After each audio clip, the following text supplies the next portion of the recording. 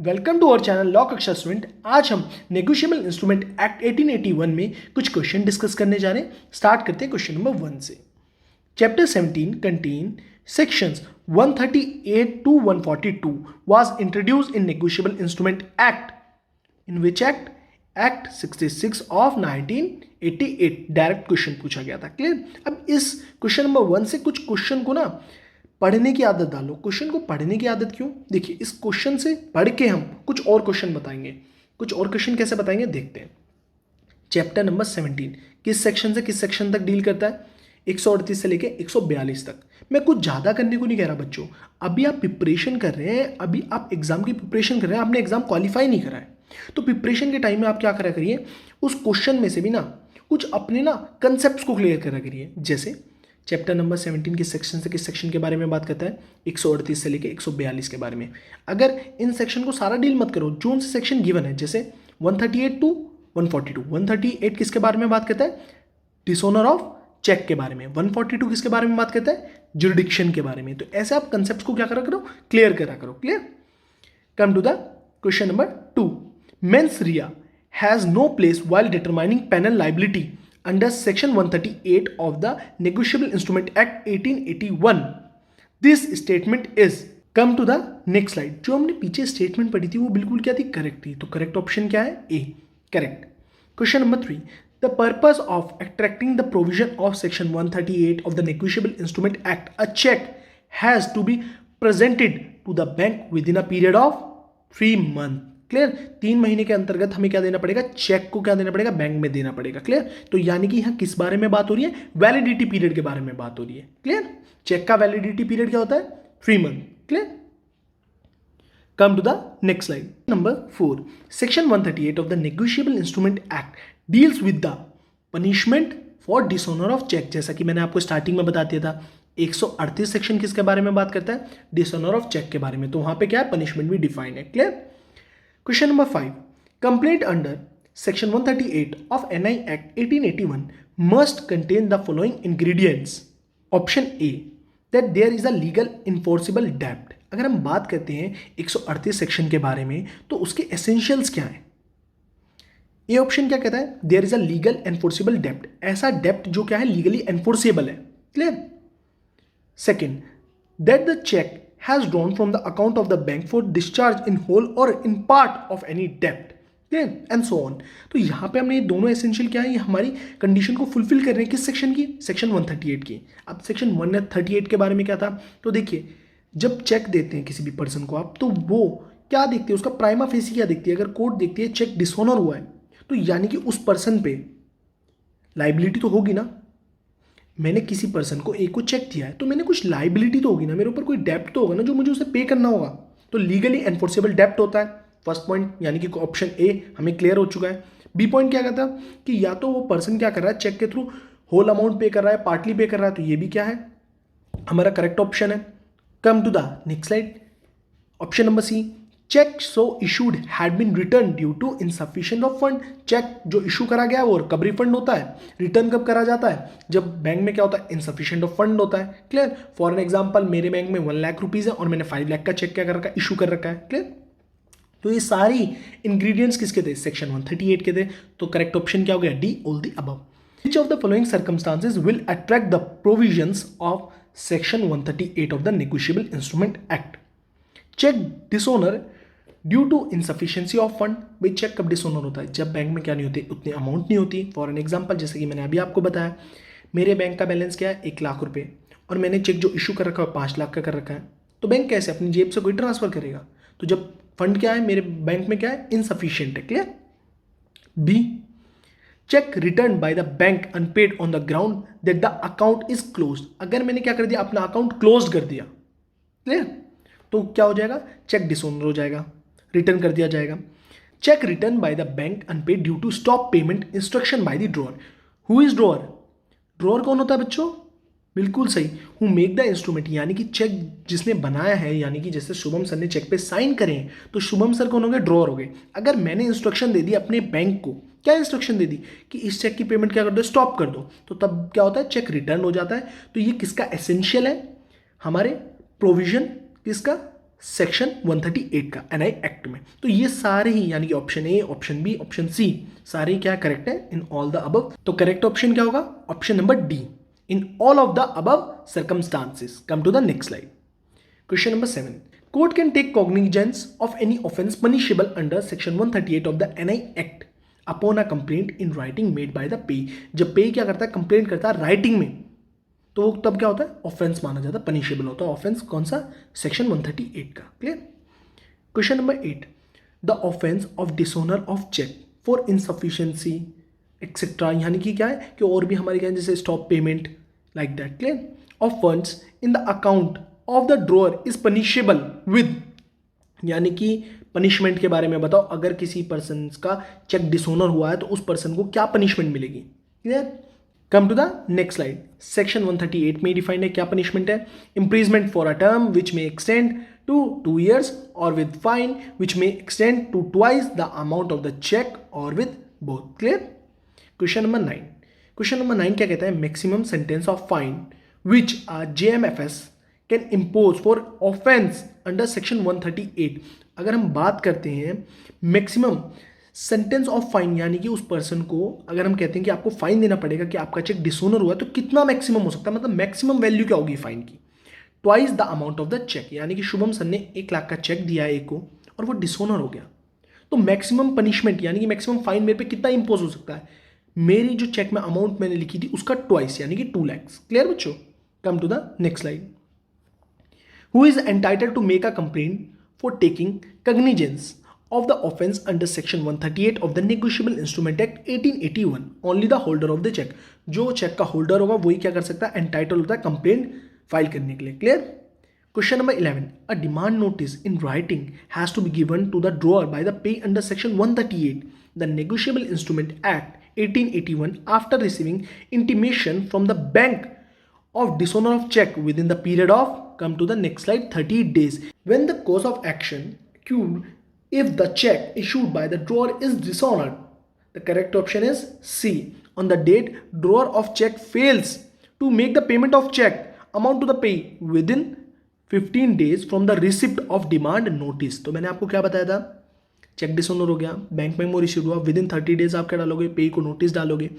Notice डालने के बाद जिस दिन उसे रिसीव्ड होगा उस दिन से 15 दिन क्या होते हैं, मिलते हैं उसे कि वो क्या करते हैं? पेमेंट कर दे आपकी। क्लियर। अगर वो विद इन 15 days नहीं करता तो आप क्या कर दोगे? फिर केस फाइल कर दोगे, सूट फाइल कर दोगे। क्लियर। तो विद इन 15 days वाला कंसेप्ट यहाँ आ गया। Clear. Come to the next slide.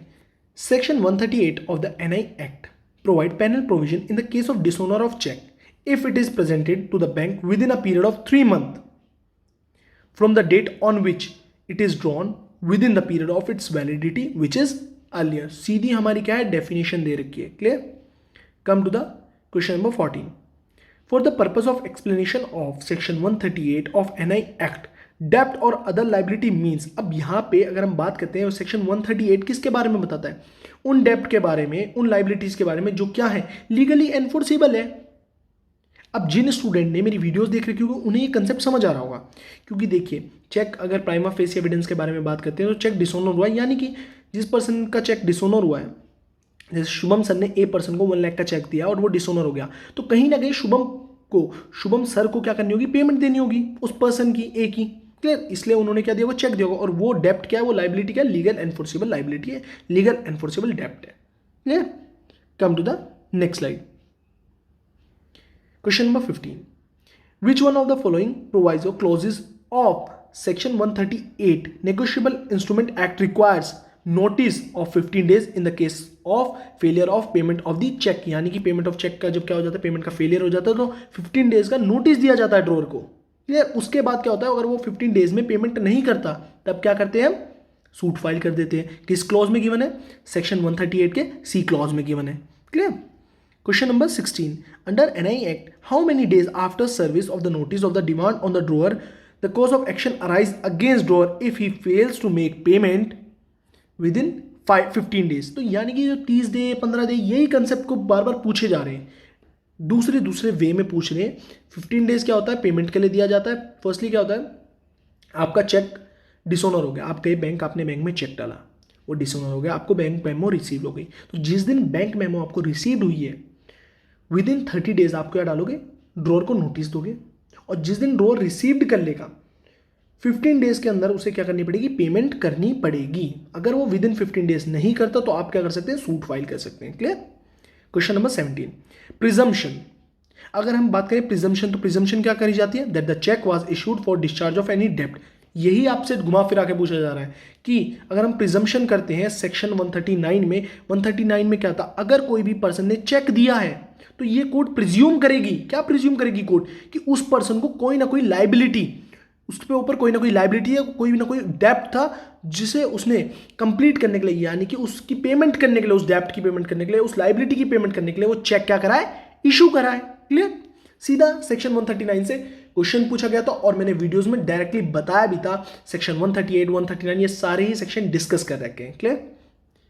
Come to the next slide. Question number 18, the presumption regarding dishonour of cheque. हम मानते हैं जो प्रिजम्पशन है, यानी कि जो सेक्शन 139 में प्रिजम्पशन के बारे में बात करी है कि कोर्ट प्रिज्यूम करके चलेगी अगर चेक डिसऑनर हुआ है तो कहीं ना कहीं उस पर्सन की क्या होगी, लाइबिलिटी होगी या उसके ऊपर कोई डेप्ट होगा, उसे डिस्चार्ज करने के लिए उसने क्या करा है, चेक इशू करा है। हम मानते हैं ये क्या है, रिबर्टेबल है। रिबर्टेबल मतलब सामने वाली party, for example Shubham sir ने 1 लाख का चेक इशू करा बी के नाम। क्लियर। अब बी ने क्या करा, बी बैंक में गया, वो चेक डिसऑनर हो गया। बी ने क्या करा, लीगल नोटिस भेजा with in 30 days. Shubham sir को वो नोटिस रिसीव ही नहीं हुआ। बट कोर्ट क्या करेगी, फर्स्टली क्या करेगी, according to section 139 of the NI act 1881 क्या करेगी, प्रिजम्पशन करेगी कि चेक डिसऑनर हुआ है तो शुभम सर के ऊपर लाइबिलिटी थी या कोई डेप्ट था, उसे डिस्चार्ज करने के लिए उन्होंने चेक को इशू करा है 1 लाख रुपीज का। क्लियर। ये रिबर्टेबल है। अब ये रिबर्टेबल मीन्स क्या होता है, यानी कि शुभम सर को कोई नोटिस ही रिसीव नहीं हुआ, अब शुभम सर की भी तो चीज़ें पूछेगी ना कोर्ट, तो हम मानते हैं कि ये रिबर्टेबल भी हो सकता है कि गन पॉइंट पे शुभम सर से उस चेक पे साइन कराया गया था, फोर्स था, कोई फ्रॉड था, इसलिए पेमेंट उन्होंने स्टॉप करवा दी। तो ये सारी चीज़ हम मानते हैं रिबर्टेबल है। फर्स्टली कोर्ट क्या अज्यूम करेगी, क्या प्रिजम्पशन करेगी कि अकॉर्डिंग टू सेक्शन 139 वो कहेगी कि कोई ना कोई लाइबिलिटी या कोई ना कोई डेप्ट है, इसलिए शुभम सर ने चेक इशू करा था बी को। Clear. Come to the question number 19। यहाँ देखिए मैं इन क्वेश्चंस को बहुत स्पीडली कवर कर रहा हूँ क्योंकि मैंने इन टॉपिक्स को बहुत आराम से समझाया है और ये एक रिवीजन और एनालिसिस कह लीजिए या इवैल्यूएशन कह लीजिए कि आप अपना इवैल्यूएशन के लिए इन वीडियोस को देखेंगे कि हमने कितना कंसेप्ट समझा और हम कितने क्वेश्चन को अटेम्प्ट कर सकते हैं। क्लियर। ये सारे ही क्वेश्चन कहीं ना कहीं प्रीवियस ईयर में आ चुके हैं, तो प्लीज़ बच्चों लाइटली इस वीडियो को मत लेना, स्टार्टिंग से एंड तक पूरा देखना। Clear. Come to the question number 19। In a prosecution under section 138 of the NI Act, it shall not be a defense that the drawer had no reason to believe when he issued the check that the check may be dishonor on presentment. Clear? Directly question पूछा गया है। Come to the question number 20. अब देखिए यहाँ आपको correct option दिख भी रहा हो, हमने बोल्ड कर रखा है सेक्शन 140, तो आप 140 के बारे में जानिए। ठीक है। और यहाँ पे देखा 138 क्या होता है, डिसऑनर ऑफ चेक, 139 क्या होता है, प्रिजम्पशन। तो ऐसे आप क्या करा करिए, इवैल्यूएट करा करिए और चीज़ों को ना इवैल्यूएट करके तो आपको ये पता चलेगा मुझे क्वेश्चन का आंसर आता है नहीं आता, और आप उस कंसेप्ट को भी पढ़िए। 138 के बारे में था, मैं आपको बता रहा हूँ, ऐसे समझा करिए क्योंकि मैंने भी ऐसे ही कोशिश करी है और मैं भी ऐसे ही नॉलेज को अपना एनहांस करा है। सेक्शन 138 किसके बारे में बात करता है, डिसऑनर ऑफ चेक के, प्रिजम्पशन के बारे में। 142 हमने यहाँ क्वेश्चन में कवर कर लिया। ठीक है। 141 किसके बारे में बात करता है, तो लाइक ऐसे आप अपने आप से ना खुद, जिसे कहते हैं ना अपने आप से बात करना, तो वैसे करा करिए। Clear. Come to the question number 28। Which section of the negotiable instrument act exclude that the defence that the drawer had no reason. अभी ऊपर ही पढ़ा था ये हमने, नीचे वो सेक्शन पूछ लिया 140 में, तो डायरेक्ट आप ये जो मैं बता रहा हूँ 138 से लेके 142 तक के तो सेक्शन रट लीजिए और डायरेक्ट बेयर एक्ट को रट लीजिए, और जो मैंने वीडियोस देखे नहीं तो उन्हें पढ़ लीजिए। डायरेक्ट क्वेश्चन है। जिन स्टूडेंट को नहीं देखी होगी, जिन स्टूडेंट ने वीडियो, उन्हें अभी समझ नहीं आ रहा होगा 140 क्या हो गया, सर कह रहे हैं डायरेक्ट क्वेश्चन है, तो ये सब चीज़ क्या है। तो ये जो स्टूडेंट वीडियोस देखेगा तब आके इन एमसीक्यूज को करेगा प्रॉपरली, सारी चीज़ समझ आएगी। क्लियर बच्चों। Come to the next slide. Question number 21। If a prosecution for an offense under section 138, the fact that the drawer had no reason, अब देखिए बार बार लाइन रिपीट हो रही है तो मैं क्या कर रहा था, डायरेक्ट क्वेश्चन है, that the drawer had no reason to believe when he issued the check that the check may be dishonor on present। अब देखिए प्रेजेंटमेंट, अब यहाँ पे क्या था, शेल नॉट अ डिफेंस। तो हमने जब क्वेश्चन नंबर 19 पढ़ा था तो उसमें इनडायरेक्टली पूछ लिया गया था कि कौन सा हमारा डिफेंस नहीं माना जाएगा। तो आपसे क्या स्टेटमेंट पूछ ली थी, drawer had no reason to believe when he is issued the cheque that the issue may be dishonour on presentment. और आपसे फिर क्या पूछ लिया गया, सेक्शन पूछ लिया गया। अब यहाँ पे उसी स्टेटमेंट को दे दिया तो क्या पूछ लिया गया, शेल नॉट अ डिफेंस। तो ऐसे ही आपको क्वेश्चन वही रहता है, घुमा फिरा के कंफ्यूज करके चीज़ तो वही पूछेंगे। जब सेक्शन 138 से लेके 142 तक के बारे में हम क्वेश्चन पढ़ रहे हैं तो 138 से लेके 142 तक के तो क्वेश्चन पूछेंगे और वही सेक्शन को आगे घुमाएंगे, पीछे घुमाएंगे, इधर से पकड़ेंगे, उधर से पकड़ेंगे। क्लियर। अगर हम बात करते हैं सेक्शन 141 किसके बारे में बात करता है, अभी पीछे आया था, किसके बारे में, कंपनीज के बारे में बात करता है। तो यहां से आप कंसेप्ट को समझिए। 138 डिसऑनर ऑफ चेक, 139 क्या हो गया, प्रिजम्पशन, 140 क्या हो गया, अभी हमने डिस्कस कर लिया। 141 किसके बारे में बात करता है, कंपनीज के बारे में बात करता है जो ऑफेंसेस कंपनी कॉज करती है। ठीक है, come to the next slide. Question number 23, who as the drawer of the cheque can be prosecuted for non payment of the cheque due to insufficient of fund under section 138 of the NI act. Only a human being, body corporate, only a firm, नहीं सभी कर सकते हैं। तो all of these answer है। Clear. तो general knowledge के base में अगर आपने क्वेश्चन अपने सेक्शन कर लिए और फिर आप अपनी हल्की सी जनरल नॉलेज या कॉमन सेंस को लगाते हैं तो आप बिल्कुल सारा पेपर, सारे क्वेश्चंस अच्छे तरीके से करेक्ट अटेम्प्ट करेंगे। Clear. Come to the question number 24, if the person committing an offence under section 138 of the NI act 1881 is a company, the following shall be deemed to be a guilty of the offense: a person in charge and responsible for the conduct of the business of the company as well as the company। अगर हम बात करते हैं तो यहाँ पे किसके बारे में बात हुई है, सेक्शन 138 को यहाँ सेक्शन 141 को यहाँ लिंक करिए कि अगर कोई भी ऑफेंस माना जाता है सेक्शन 138 का और वो कंपनी करती है तो कंपनी में कौन रिस्पॉन्सिबल होता है, जो पर्सन जिसके पास चार्ज होता है या जो पर्सन रिस्पॉन्सिबल होता है conduct of the business of the company के लिए, या कंडक्ट ऑफ द बिजनेस या कंडक्ट ऑफ द कंपनी के लिए क्या होता है, रिस्पॉन्सिबल होता है, उस पर्सन पे क्या होता है, ऑफेंस माना जाता है। Clear. Question number 25, for the purpose of section 141 of the NI act the company means, company means क्या होता है, सारी ऑप्शन क्या होते हैं आपका all of the correct answer है। यहाँ शायद मेंशन नहीं है, any body, a firm, other association of individual. तो ऑप्शन क्या है, डी ऑप्शन आना चाहिए, ऑल ऑफ दी यहाँ मेंशन नहीं है, सॉरी एरर हो चुकी होगी शायद, बट तीनों ही ऑप्शन हमारे करेक्ट है तो आंसर होगा fourth, all of these. Clear. Come to the next slide, for the purpose of section 141 NI act a company does not mean और इंक्लूड। अब जैसे हमने पीछे पढ़ा था सेक्शन 141 इंक्लूड क्या करता है, body, corporate, firm and association of individual. अब यहाँ पे क्या नहीं करता, एक प्रोप्राइटर कंसर्न, ये इंक्लूड नहीं करता। तो क्वेश्चन 141 से एक तरफ डायरेक्ट पूछ लिया, फिर उसे घुमा के पूछ लिया, तो यही चीज़ आपको घुमाई जाएगी बच्चों, बट आपको अपने जो कंसेप्ट हैं उन्हें बोल्ड रखना है। Clear. Question number 27, which of the section of the negotiable instrument act 1881 provides that where a person is nominated as a director of a company by virtue of his holding any office or employment in central government or the state government, as the case may be, he shall not be held liable for an offence under section 138 of the act committed by a company। किस में है, section 141 में। किस proviso में, proviso number 2। Clear. अगर हम बात करते हैं नेक्स्ट, तो रिटर्न कंप्लेंट हमें कितने दिन में फाइल करनी चाहिए, विद इन 30 डेज करनी चाहिए, सेक्शन 138 में मेंशन है। इस वीडियो को यहीं एंड करते हैं। नेक्स्ट वीडियो में रिमेनिंग क्वेश्चंस को सॉल्व करेंगे, एमसीक्यूज को सॉल्व करेंगे। वीडियोस अच्छी लगती है तो ज़्यादा से ज़्यादा वीडियो को लाइक करें, शेयर करें, सब्सक्राइब माय चैनल और also press bell icon for the new videos. तो स्टूडेंट से रिक्वेस्ट है, मैं जानता हूँ ये वीडियो मैंने बहुत जल्दी कवर करी है क्योंकि बच्चों ये एमसीक्यू वीडियो है, यहाँ मैं आपको सभी कंसेप्ट को नहीं समझा सकता। आप मेरी बात समझिए, यहाँ मैं आपको जब आपके कंसेप्ट क्लियर रहेंगे यानी कि बेसिक्स आपके क्लियर रहेंगे तब आप इन एमसीक्यूज को करेंगे और जहाँ मैं आपको बताना चाह रहा हूँ वहाँ वो आपको चीज़ समझ आ जाएगी। क्लियर। तो इस वीडियो को मैं ज़्यादा लेंथी नहीं बना सकता क्योंकि और स्टूडेंट्स भी देखेंगे जिनके कंसेप्ट्स क्लियर होंगे। तो आप पहले कंसेप्ट्स को क्लियर करिए, देन इसकी प्रैक्टिस करिए, और जब नहीं समझ आ रहा होगा तो मैं आपको बताऊंगा ना। आप मुझे डीएम कर सकते हैं मेरे इंस्टाग्राम अकाउंट पे shubhamdobal.22, लिंक डिस्क्रिप्शन में। और वीडियो अच्छी लगती है तो प्लीज़ सपोर्ट दिखाइए। Thank you so much guys.